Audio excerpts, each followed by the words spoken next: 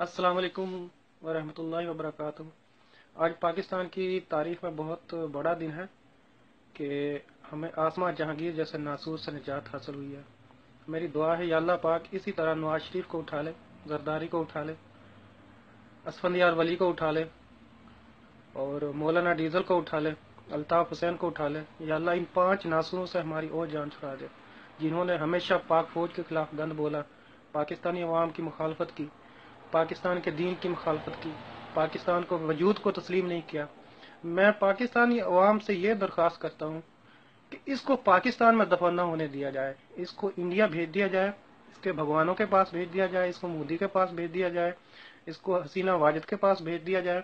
इसने आज तक पाकिस्तान की कौम के लिए एक हमदर्दी का जो है ना लफ्ज नहीं बोला, सिवाय मुल्क दुश्मन के लिए। हमेशा पाकिस्तानी इदारों पर भौंकी है, सुप्रीम कोर्ट पर भौंकी है, पाक आर्मी पर भौंकी है, पार्लियामेंट पर भौंकी है, पाकिस्तान के अवाम की खुलकर मुखालफत की है। जहां जहां भी पाकिस्तान के हकूक की बात आई है, पाकिस्तान के अवाम के हकूक की बात आई है, इस औरत ने मुखालफत की है।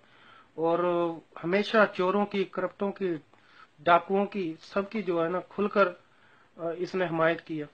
मैं पाकिस्तानी अवाम से मुतालबा करता हूँ कि इसको कम अज कम पाकिस्तान में ना दफन होने दिया जाए, इसको इंडिया भेजा जाए। अब तो उन्होंने जलाने वाली मशीनें भी जो है ना ईजाद कर ली हैं, अब तो वो हड्डियां भी नहीं छोड़ती। पहले तो हड्डियां भी रह जाती थी, अस्थियां भी उनकी बाकी रह जाती है, अब तो वो ऐसा जलाती हैं कि वो इसकी राख भी जो है ना खत्म कर देंगी।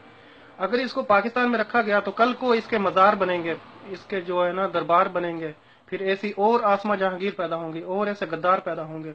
और हमारे मुल्क के जो जितने भी दुश्मन है वो ऐसी आसमा जहांगीर पैदा करते रहेंगे। उनको पता होगा कि पाकिस्तान के खिलाफ, पाकिस्तान की आर्मी के खिलाफ जो भोंकता है, पाकिस्तान के मुल्क के खिलाफ, पाकिस्तान की अवाम के खिलाफ जो बोलता है, पाकिस्तान के इदारों के खिलाफ बोलता है, उसको तो बहुत इज्जत दी जाती है।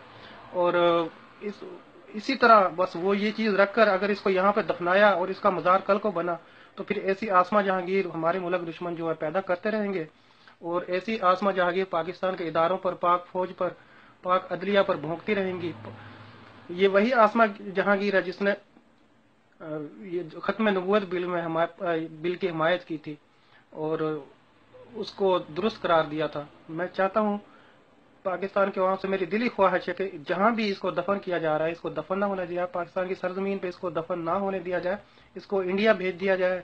इसको जहां जहां इसको अमदाद मिलती थी, जो जो इसके पैरोकार थे, जो इसको मानने वाले हैं, या उनके पास इसको भेज दिया जाए। और मुझे अफसोस हो रहा है कि कुछ लोग इसके लिए दुआएं मांग रहे हैं कि इसकी मगफरत के लिए।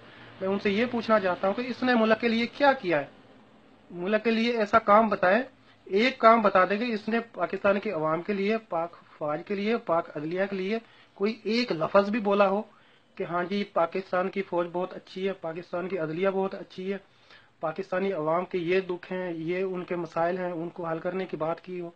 जहां भी पाकिस्तान के अवाम के हकूक की बात आई है, इस औरत ने जो मुखालफत की है।